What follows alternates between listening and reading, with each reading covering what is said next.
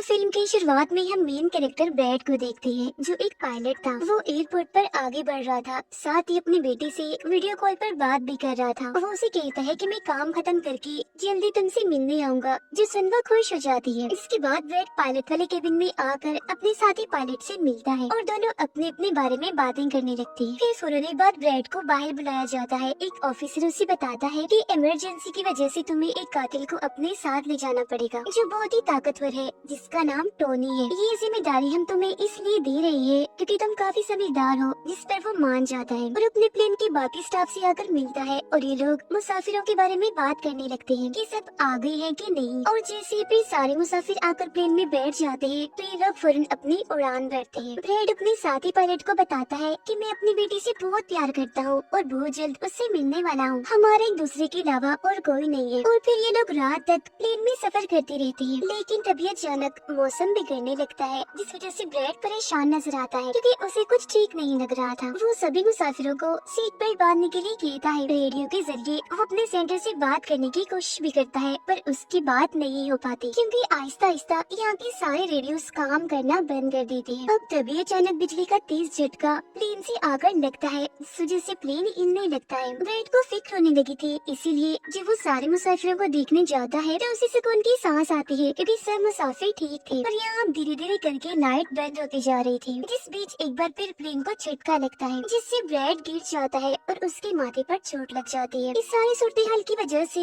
सारे ही मुसाफिरों की हालत खराब होने लगी थी। ब्रैड वापस केबिन में आकर अपने साथी के साथ मिलकर प्लेन को संभालने में लग जाता है। काफी मुश्किल टाइम था उनके लिए क्योंकि एक तो रेडियो काम नहीं कर रहे थे, ऊपर से स्क्रीन पर भी उन्हें आगे का कुछ भी दिखाई नहीं दे रहा था। तब ब्रैड कहता है कि हमें प्लेन को नीचे लाना होगा क्योंकि अगर एक और झटका लगा तो प्लेन तबाह हो जाएगा। तो फौरन ये लोग प्लेन नीचे लेने लगते हैं। सारे मुसाफिर डरे हुए थे। एक औरत फिर अपनी सीट बेल्ट खोल देती है। उसे देखकर टोनी का ऑफिसर भी ऐसा ही करता है। प्लेन क्योंकि नीचे की तरफ जा रहा था तो ऊपर वाली साइड से वो जोर से टकराते हैं, इतनी जोर से कि फौरन ही उनकी मौत हो जाती है। अचानक तेजी से प्लेन नीचे आने लगता है। तब ब्रैड और उसका साथी जल्दी से इसे कंट्रोल में कर लेते हैं। तभी एयर होस्टेस आकर ब्रैड को बताती है कि मुसाफिरों की हालत खराब हो रही है, जिस पर वो कहता है कि सबको संभालो, अपनी अपनी सीट पर बैठने का कहो क्योंकि जल्दी हम करीबी एयरपोर्ट पर उतरने वाले हैं। अब ये दोनों देखती है कि हम एक आइलैंड के ऊपर से गुजर रहे हैं, तो कोई और रास्ता फिलहाल ना होने पर ही इस आइलैंड पर प्लेन उतारने का फैसला करती है। वो कोई ठीक सी जगह देकर फिर प्लेन को उतार ही देती है। हालांकि उन्होंने इमरजेंसी लैंडिंग की थी, पर फिर भी सही सलामत वो उतर ही गए थे। अब ब्रैड और उसका साथी तब खुश होते हैं जब उन्हें पता चलता है कि थोड़ी बहुत बिजली अभी भी प्लेन में है। इसके बाद ब्रैड सभी को नीचे उतरने का कहता है। उधर प्लेन की कंपनी का मालिक भी देख लेता है कि अचानक प्लेन कहीं गायब हो गया है क्योंकि उसने प्लेन को लैंड होते हुए नहीं देखा था और काफी देर से रेडियो खराब होने की वजह से उसका राब्ता भी नहीं हो पाया था, इसीलिए वो थोड़ा टेंशन में नजर आता है। अब एयर होस्टेस ब्रैड को आकर बताती है कि टोनी को लाने वाले ऑफिसर की मौत हो गई है। जिसमें ब्रैड को दुख तो होता है, पर वो उसे कहता है कि चलो जो भी हुआ अब बाकी मुसाफिरों का ख्याल रखो। अब सारे लोग इस सोच में थे कि हम यहाँ क्यों उतरे हैं, जिस वजह से ब्रैड सामने आकर बताता है कि इमरजेंसी की वजह से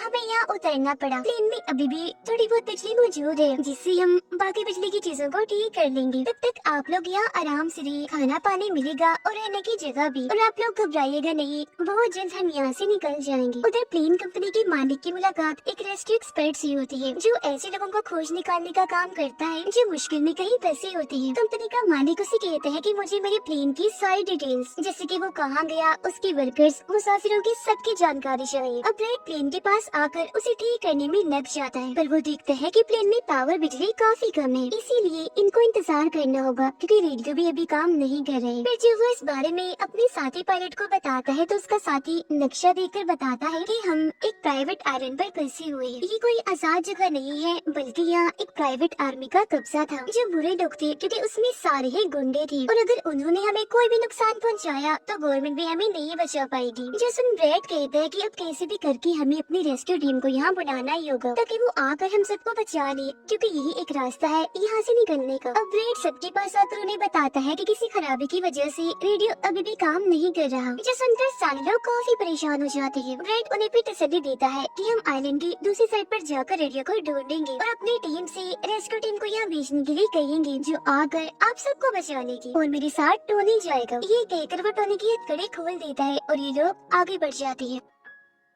अब हम प्राइवेट आर्मी इन्हें जो बुरे लोग थे उनके हेड को देखते हैं, जिसके पास एक आदमी आकर बताता है कि यहाँ आइलैंड पर एक प्लेन आकर रुका है इमरजेंसी की वजह से, और उसके अंदर बहुत सारे लोग हैं जो अलग अलग मुल्कों से। जो सुनकर प्राइवेट आर्मी का हेड उसे पैसे देता है इस जानकारी की, और फौरन अपनी टीम को तैयार होने का कहता है, क्योंकि शायद ये लोग उन्हें लूटने के इरादे से जाने वाले थे। आइलैंड के जंगल में ब्रेड और टोनी आगे बढ़ रहे होते हैं। टोनी ब्रेड से पूछता है कि तुमने मुझे आजाद क्यों किया और अब कहाँ लेकर जा रहे हो? तो ब्रेड उसे कहता है, क्योंकि मैं तुम्हारी वजह से सबको खतरे में नहीं डाल सकता, और यह एक खतरनाक प्राइवेट आर्मी है जिसका मेरे साथ मिलकर तुम्हें सामना करना है। वो फिर और भी बहुत सारे सवाल ब्रेड से करता है, और फिर अचानक ही चुप हो जाता है। तो जब ब्रेड पीछे मुड़कर देखता है तो टोनी वहाँ नहीं था, वो गायब हो गया था। उधर रेस्क्यू एक्सपर्ट प्लेन की जानकारी निकालने में लग जाता है। एक वीडियो में वो ब्रेड को देखता है जो झगड़ते हुए मुसाफिर से लड़कर उसे काफी मारता है। अब उसकी लड़ने की महारतें देखकर रेस्क्यू एक्सपर्ट काफी खुश हो गया था, जिसके बाद वो प्राइवेट कंपनी के लीडर से बात करता है। कहता है कि आप लोग तैयार रहिए, कभी भी आपकी जरूरत हमें पड़ सकती है, जिस पर वो हाँ बोलता है। जंगल में आगे बढ़ते हुए ब्रेड एक खाने पड़ी फैक्ट्री में जाता है, जहाँ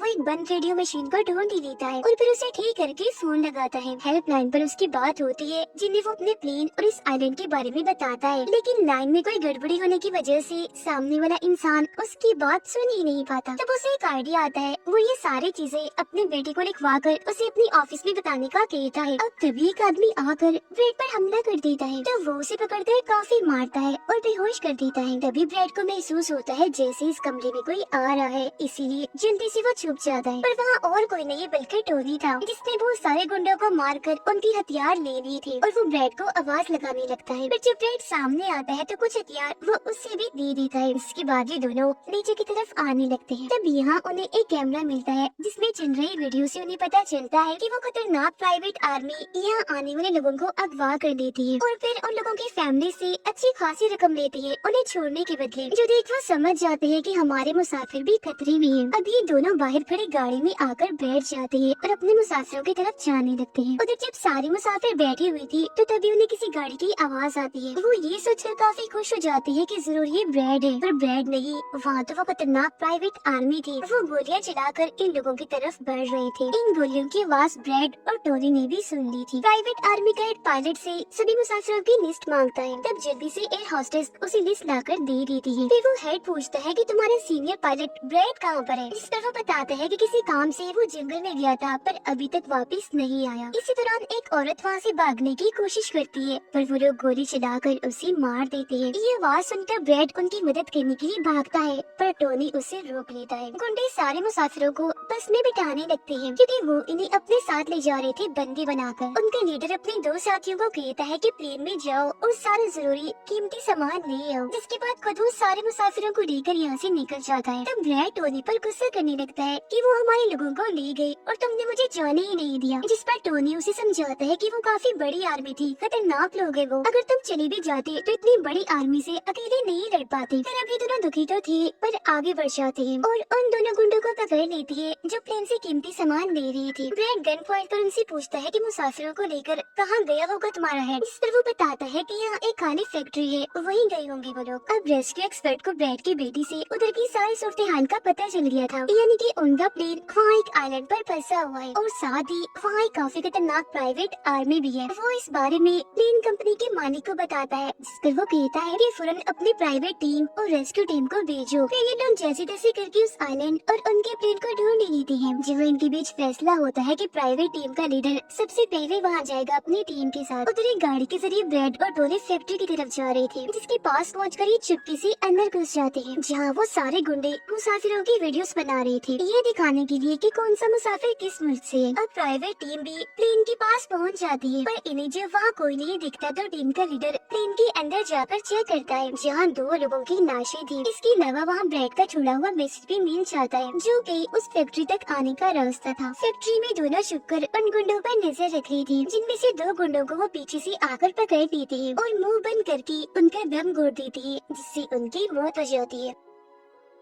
फिर ये खुफिया दरवाजे से आगे बढ़ते हैं और एक कमरे के बाहर जा पहुँचते हैं। उस कमरे के अंदर ही सारे मुसाफिरों को कैद किया हुआ था। वहाँ बहुत सारे गार्ड्स खड़े हुए थे, जिन्हें देखकर टोनी को काफी गुस्सा आ जाता है। इसीलिए वो वहाँ पड़ा हथौड़ा उठाकर एक एक करके सभी को मारता जाता है। फिर ब्रैड एक गुंडे से चाबी लेकर उन मुसाफिरों को कमरे से आजाद कर देता है। वो फिर सबको कहता है कि जल्द से जल्द प्लेन के पास पहुँचो, क्योंकि रेडियो के जरिए मैंने मदद मंगवाई है, रेस्क्यू टीम आती ही होगी। इसके बाद वो सब लोगों को बस में बिठाता है। तभी टोनी उसके पास आकर बताता है कि वहाँ बाहर बहुत सारे गुंडे खड़े हुए हैं, तो हम यहाँ से नहीं निकल सकते। वो जब भी मुसाफिरों को परेशान देखता है तो कहता है कि मैं मुसाफिरों का ध्यान भटकाऊंगा, जबकि टोनी तुम सभी मुसाफिरों को यहाँ से ले जाना। जो कहकर ब्रेड वहाँ से निकलकर गुंडों के पास आता है। उनके हेड से बात करता है कि मेरी टीम यहाँ आ रही है, इसीलिए तुम मेरे मुसाफिरों को छोड़ दो। अब तभी गुंडे आकर उसे मारने लगते हैं और उनका हेड कहता है कि ऐसे कैसे छोड़ दूं? पैसों के बगैर मैं किसी को नहीं छोड़ता। जिसके बाद अब वो गोली से जैसे ब्रेड को मारने वाला होता है कि तभी प्राइवेट टीम यहाँ आकर उन पर हमला कर देती है। वो काफी गोलीबारी करती है, इसमें बहुत सारे गुंडे मारे जाते हैं। जिसके बाद वो ब्रेड को लेकर यहाँ से जाने लगते हैं।